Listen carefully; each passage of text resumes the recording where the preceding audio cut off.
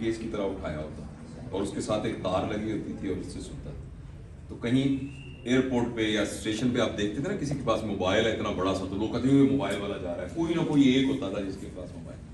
پھر آہستہ آہستہ موبائل چھوٹے ہوتے گئے, اب اتنے موبائل بھی ہیں جو بالکل ٹرانسپیرنٹ ہوتے ہیں, ہے نا, لیکن اس میں جو فنکشن تھا ان موبائلوں میں اس سے بہت زیادہ فنکشن. اس جب دنیا کی تخلیق ہوئی تو حضرت آدم پہلے پیدا ہوئے, اور حضرت آدم کے بعد جو سیکنڈ ایڈیشن آیا وہ اما ہوا پیدا ہوئی.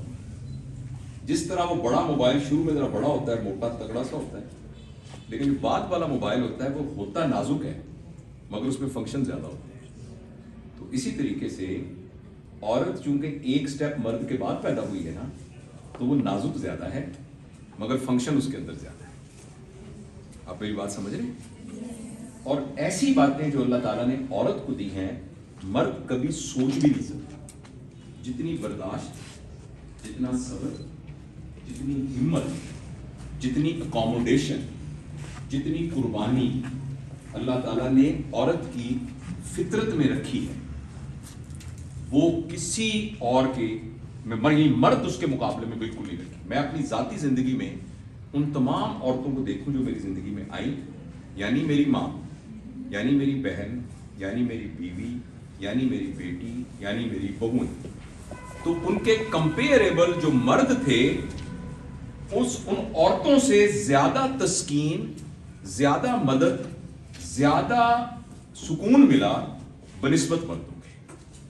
اور اس لیے میں یہ سمجھتا ہوں کہ بچیوں سے بات کرنا میرے لیے نا بہت ہی خوشی کا باعث ہوتا ہے.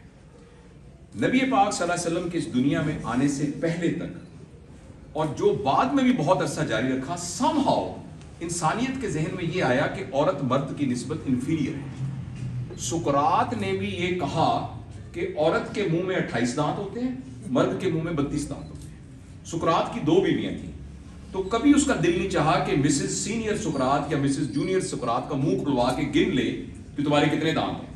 اور دنیا کوئی ہزاروں سال تک سمجھتی رہی کہ عورت کے منہ میں 28 دانت ہے, کسی نے گنے نہیں کہ دونوں 32 ہوتے ہیں. تو ایک ہمیشہ سے نا مرد کی ایک حکمرانی جس کو میل شونزم کہتے ہیں وہ ایک معاشرے کا اقدار رہی ہے, اور یہ یہاں نہیں ویسٹ میں بھی رہی ہے. آپ یہ جو زیور دیکھتے ہیں نا جو عورت ناک میں سوراخ کرا کے کرتی ہے, تو لوگ حملہ کرتے تھے, وہاں سے مال لوٹتے تھے اور وہاں کی عورتوں کو بھی لے لیتے تھے, لیکن یہ کہنے کے لیے کہ یہ عورت میری غلام ہے تو اس کے ناک میں ایک سوراخ کر کے نہ وہ ڈال دیتے تھے اور ہاتھ میں اس کے ہتھکڑی ڈال دیتے تھے. اچھا, اب وہ سم ہاؤ عورت کی جینیٹکس میں اتنی چلی گئی ہے کہ وہ ابھی حالانکہ غلام نہیں ہے پھر بھی ناک میں منہ کر کے کہتی نہیں میں نے یہ کرنا ہے, اور وہ پھر بھی کہتی ہے میں نے تو ہتھکڑی ہاتھ میں باندھنی ہے, حالانکہ اب تو وہ آزاد ہے, اب تو اس کی ضرورت نہیں تھی. اسی طریقے سے عورت کے اوپر یہ جتنے ظلم کی کہانی ہے اس میں اگر تاریخ میں کوئی بڑا لینڈ مارک ہے تو وہ نبی کریم صلی اللہ علیہ وآلہ وسلم کا اس دنیا میں تشریف لانا ہے. نبی کریم صلی اللہ علیہ وسلم نے آ کے اس معاشرے میں جہاں بچیوں کو قتل کر دیا جاتا تھا اس لیے کہ ہماری بےزتی نہ ہو جائے, یہ بیٹی کسی کے اور کے گھر جائے گی ہماری بےزتی ہوگی, اس معاشرے میں اللہ اتنی عورت کو عزت دی کہ نبی کریم صلی اللہ علیہ وسلم اٹھ کے کھڑے ہو جایا کرتے. جس میں عورت کا کوئی رول نہیں ہوتا تھا اس میں عورت کی گواہی کو شامل کیا گیا. عورت کو وراثت میں کوئی حصہ نہیں ہوتا تھا, اس کو وراثت میں حصہ دیا گیا. اور یہ دنیا میں یہ کہا جاتا تھا جس کا بیٹا نہیں ہوگا اس کی نسل کیسے چلے گی, تو اللہ تعالیٰ نے نبی کی پہچان یہ بنائی کہ نبی کا کوئی بیٹا نہیں تھا تو نبی کے نام لیوا پوری دنیا میں پھیلے, حالانکہ ان کا کوئی بیٹا نہیں تھا ان کی بیٹی کی وجہ سے. تو آپ سارے لوگ اس شرف, وہ شرف ہے آپ کا, بیٹی ہونا, بہن ہونا اور ماں ہونا, یہ آپ کا شرف ہے. اور اس شرف کی بنیاد پر اللہ تعالیٰ نے آپ کے اوپر ایک بہت بڑی ذمہ داری بھی دی ہوئی ہے. وہ ذمہ داری یہ دی ہوئی ہے کہ آپ تھوڑا ہم کو چپ کرائیے گا, اور وہ ذمہ داری اللہ تعالیٰ نے آپ کو یہ دی ہوئی ہے کہ انشاءاللہ ایک وقت پہ اللہ تعالیٰ اپنی آنے والی اگلی جنریشن کو آپ کے ہاتھوں سے تربیت دلوائے گا. یہ مرد کے اوپر یہ کوالٹی نہیں ہے, یہ عورت کا شرف ہے. اس لیے سر سید بھی کہتے تھے مجھے اچھی مائیں دے دو تو میں تمہیں اچھی قوم دے دوں. آپ نے ایسے بہت سے لوگ دیکھے ہوں گے کہ جن کا باپ بدماش آدمی ہوگا, عجیب سا آدمی ہوگا, اور لیکن اس کی اولاد بالکل ٹھیک ہوگی. لیکن ایسے آپ نے بہت کم دیکھے ہوں گے جن کی ماں ٹھیک نہ ہو اور ان کی اولاد ٹھیک ہو. کیونکہ ماں جو ہے وہ بہت بڑا انفلوئنس ہے اولاد کے اوپر. اگر اولاد کے اوپر ماں بڑا انفلوئنس ہے تو اس کا مطلب ہے پورے معاشرے پر سب سے بڑا انفلوئنس جو ہے وہ ماں ہے, کیونکہ اس کی وجہ سے وہ نسل تیار ہوتی ہے جو معاشرے کو یا تباہ کر دیتی ہے یا معاشرے کو بنا دیتی ہے.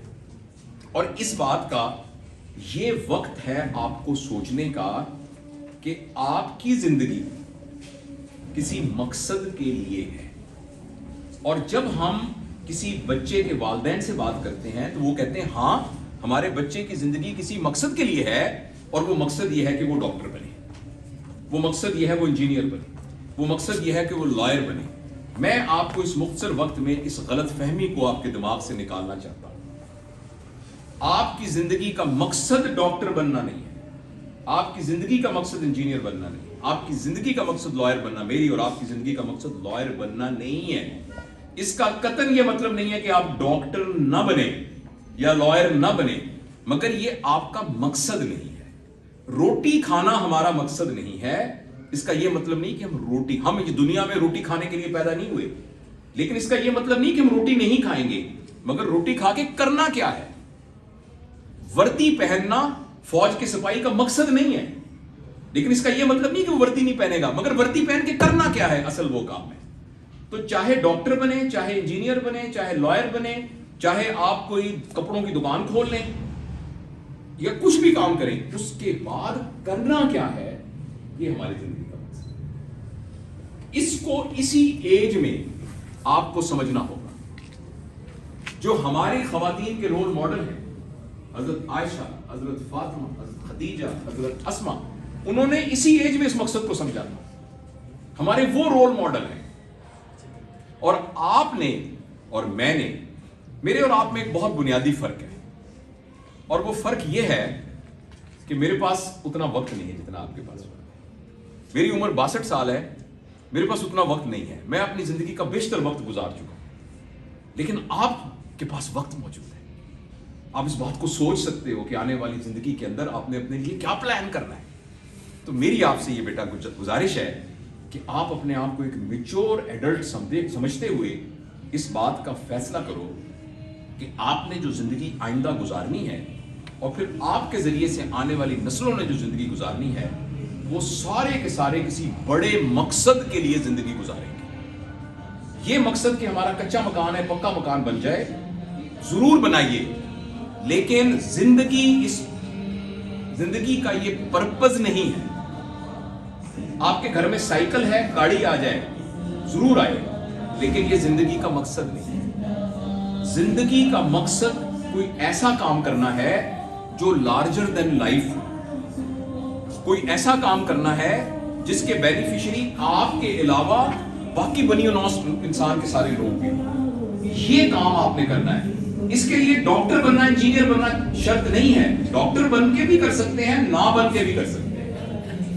تو یہ بات میں بیٹا آپ کو بتانے کے لیے آیا ہوں, اور تھوڑا سا میں آپ کو نا اشارتاً بتا دیتا ہوں کہ بڑا کام ہوتا کیا ہے, یا پرپز آف لائف ہوتا کیا ہے. ہر وہ کام جو آپ کی ضرورت ہے وہ آپ کا پرپز نہیں ہو سکتا.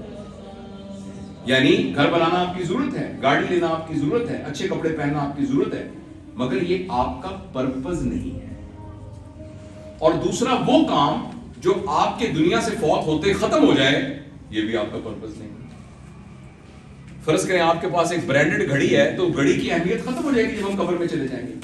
تو بڑا کام وہ ہے جو آپ کی ضرورت نہ ہو, اور بڑا کام وہ ہے جو آپ کے جانے کے بعد بھی ختم نہ ہو.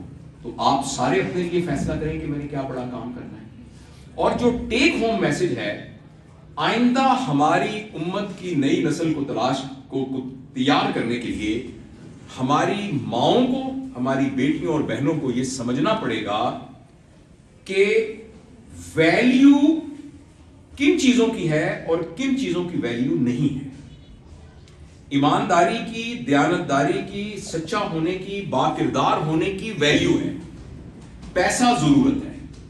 جو ضرورت ہے اس کو ویلیو نہیں بنانا, اور جو ویلیوز ہیں ان کو اختیار کرنے کی کوشش کرنی ہے. مثلا اس کی ایک سمپل سی مثال ہے, میری لوگ عزت کریں گے اگر میں نے برانڈڈ یہ پہنا ہوا ہے. اس کا سمپل مطلب یہ کہ ہمارے ہاں پاس ویلیو پیسے کی ہے. اگر میں اس جگہ پر اس گاڑی میں نہیں جاؤں گا تو مجھے کون سلام کرے گا؟ اس کا مطلب ہمارے پاس ویلیو اس بات کی. میں اس شادی میں اگر 4 لاکھ روپے کا لہنگا نہیں پہنوں گی تو میری تو کوئی عزت نہیں ہوگی. اگر میں نے اس برانڈ کا سوٹ نہیں لیا تو میری تو کوئی عزت نہیں ہوگی. اگر میں آپ کو یہ کہوں کہ ہم آپ کو ایک سوٹ دینا چاہتے ہیں کپڑے کا, اس سوٹ کو پہن کے آپ موٹر سائیکل میں نہیں بیٹھ سکتی, کار پہ بھی بڑی مشکل سے بیٹھ سکیں گی, اس کو کہہ کے آپ برچی خانے میں روٹی بھی نہیں پکا سکتی, اس کو پہن کے آپ بیڈمنٹن بھی نہیں کھیل سکتی, اس کو پہن کے آپ بازار میں سودا بھی لے جا نہیں سکتی, اور وہ 4 لاکھ روپے کا ہے. آپ میں سے کون اس کو خریدنا پسند کرے گا؟ ہر کوئی لڑ کے کہے گا کہ چاچے کی بیٹی کا 4 لاکھ کا لہنگا تھا, میرا 6 لاکھ کا کیوں نہیں. یہ سارا ویلیوز ہے. مرد ایسا کرے گا, میں نے برانڈڈ پڑھا 30 لاکھ روپے کی گھڑی, وہ جو گھڑی فلانے چوری کر لی فلانے, 30 لاکھ. اللہ کے بندے, وہی چھوٹے سے آپ 10 روپے کی گھڑی جو ہوتی ہے چائنا والی, وہ بھی وہی ٹائپ بتاتی ہے. 30 لاکھ کی گھڑی سے آپ بڑے بن رہے ہیں. یہ بیٹا میری آپ سے گزارش ہے, اللہ مجھے بھی عمل کی توفیق دے. آپ وہ لوگ ہیں جو اس سسٹم کو توڑیں گے جو نبوی سسٹم نہیں ہے. آپ اس ماڈل کو لے کے آئیں گے جو نبوی ماڈل ہے. ہمارا کلچرل ماڈل یا انگریزوں سے لیا ہوا ہے یا ہمارے ہمسائے ملک سے لیا ہوا ہے, اور نقل ہمیشہ اصل سے بھدی اور بری ہوتی ہے. جب ہم کسی بھی ماڈل کی نقل کرتے ہیں وہ ہمیشہ برا ہوتا ہے, وہ اتنا بھی نہیں ہوتا جو اصل ہوتا ہے. تو ہم نے اپنے گھروں میں, اور اس کے لیے بچیوں سے بہتر کوئی نہیں, آپ ساروں نے فیصلہ کرنا ہے کہ ہم نے اس جعلی ماڈل کو نہیں فالو کرنا, ہم نے نبوی ماڈل کو فالو کرنا ہے. ہم نے برانڈ کی بنیاد پر بڑا نہیں ہونا, ہم نے ظاہری آسائش, بچیوں کا حق ہے سنگار کرنا, بچیوں کا حق ہے پراپر کپڑے پہننا, بچیوں کا حق ہے کہ وہ اچھا لگنا, وہ ان سے میں آپ کو منع نہیں کر رہا, لیکن برانڈ کانشیس نہیں ہونا.